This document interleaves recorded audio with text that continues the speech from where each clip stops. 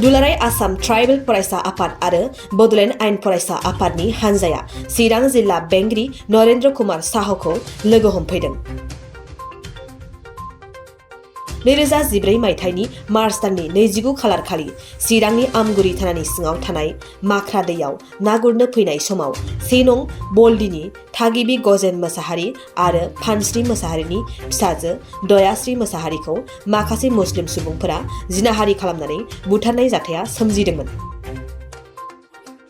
नाथाय दिनैसिमबो schedule cast आरो शेड्युल ट्राइब एक्ट 1989 बादियै सरकारनिफ्राय मोननांगौ अनसुंथाइ आरो बिजिरनायखौ मोननो हायाखै। बेनिखायनो मोननांगौ मोन्थायनि थाखाय दुलाराय आसाम ट्राइबेल फरायसा आफाद आरो बड'लेण्ड आयेन फरायसा आफादनि हानजाया दिनै चिरां जिल्ला बेंगिरि नरेन्द्र कुमार साहखौ लोगो हमफैदों। गासिबो माबानानैहाय जयै जानानैहाय बिसोरो हमनानै सिथारदों आरो इसोरखौहाय फासि होनो मोनांगौमोन। बेखौ जोङो जेबो हमनो रोङाखिसै। दा बियो 6 बोसोर 7 बोसोरसिम जाबाय खोमा। जों दा दायनिगिरिखौ हमाखै, हमनो मोनाखिसै जाहैबाय दायनिगिरिफोरखौ। दायनिगिरिखौ बांगाल होनना बोरैथो मिथिया? बे बांगालफ्रानो थांजोबखादों नालाय, ओंखायनो बेखौनो हमनांगौ जानानै दं। दायनिगिरिफ्रानो बिसोरनोखा बांगालफ्रानो। सिनायदों बै समाव? बे समावहाय सिनायदोंमोन। बे समावहाय नामफोरखौथ' मोनजोबाखिसै जाहैबाय। जायगानि खामोन? बे ब्रिजआवहाय नालाय, ब्रिजनि बांगालफ्रालाय बिसोरनोमोन। दा मा लुबैदों? ओमफ्राय दा आं लुबैनाया फिसानि माबाखौहाय एसे লুবইয়মন যাইবাই শাসন হনাগো ইসরকো। মই চিৰাং ডিষ্ট্ৰিক্টলৈ আহিছিলোঁ ডিসি সাহেবক লগ কৰিবলৈ। মোৰ নাম ৰাজু দেৰি। মই all India all Assam tribal student ইউনিয়নৰ মই চিফ এডভাইজাৰ হয়। মই ইয়ালৈ আহিছিলোঁ উইথ ওৱান স্পেচিফিক ৰিজন। এইটো this is called schedule caste schedule tribe atrocity act বুলি কয়। দিছ ল ৱাজ ইনএক্টেড 1989। আজি 32 ইয়াৰ্ছ হৈ গ'ল। অসমত এইটো লটো ইমপ্লিমেণ্ট কৰা নাই। ইমপ্লিমেণ্ট নকৰাৰ কাৰণে আমাৰ ট্ৰাইবেল মানুহ যেতিয়া এট্ৰচিটি হয়, এট্ৰচিটি ভিক্টিমবিলাক কোনো আজিলৈকে কম্পেনচেশ্যন পোৱা নাই। আৰু সেইটো আজি ডিচি ছাৰক আমি এপ্ৰাইজ কৰিবলৈ আহিছিলোঁ। In the meantime we have already apprise the our grievance to deputy commissioner to this চাৰ্জাপ। চ' আমি ইয়াত এপ্লিকেশ্যন এটা দিছিলোঁ নডেল অফিচত, শিডিউল কাষ্ট শিডিউল ট্ৰাইব অফিচত। আমি কম্পেনচেশ্যন ক্লেইম কৰিছিলোঁ। কম্পেনচেশ্যন কি কাৰণে ক্লেইম কৰিছোঁ?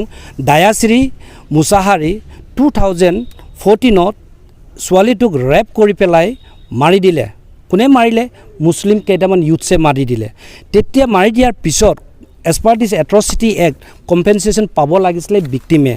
এইটো হ'ল স্পেচিয়েল ল'। এই স্পেচিয়েল লত স্পেচিয়েল কোড আছে, স্পেচিয়েল PP আছে, স্পেচিয়েল জাজ আছে। আৰু DCয়ে ইমিডিয়েটলি উইদিন 7 days আমাক কম্পেনচেশ্যন দিব লাগে। কিন্তু আজি 6-7 বছৰ হৈ গ'ল, আজিলৈকে টকা পোৱা নাই। নোপোৱাৰ কাৰণে আমি এট্ৰচিটি এক্টৰ য'ত নডেল অফিচ তাত এপ্লিকেশ্যন দিলোঁ। এপ্লিকেশ্যন দিয়াৰ পিছত ফৰ্মেলিটি অবজাৰ্ভ কৰিব লাগে। অবজাৰ্ভ কৰাৰ পিছত এতিয়া ইয়াৰ পৰা DC কোৰ্টৰ পৰা ইয়াৰ পৰা অফিচৰ পৰা বিচাৰিছে একাউণ্ট নম্বৰ এটা। এই দয়াশ্ৰী মা, তাৰ নাম ফানাশ্ৰী বুলি কয়। ফানাশ্ৰী মাকৰ বেংক ডিটেইলছটো এইটো নডেল অফিচৰ পৰা আহিছে DCক দিবলৈ।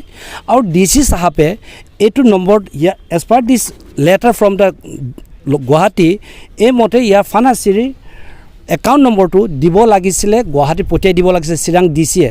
আজিলৈকে দিয়া নাই বুলি আমি ছাৰক এপ্ৰাইজ কৰিবলৈ আহিলোঁ। ছাৰক ক'লোঁ। ছাৰে ক'লে, DC চাহাবে কৰে, DC অফ চিৰাং ডিষ্ট্ৰিক্টে ক'লে যে immediately I will do the needful, আৰু আমি ইমিডিয়েটলি ফানাশ্ৰীৰ বেংক ডিটেইলছটো গুৱাহাটীলৈ পঠিয়াই দিম, আপোনালোকে পাব, don't worry, I will take care of বুলি DC চাহাবে ক'লে।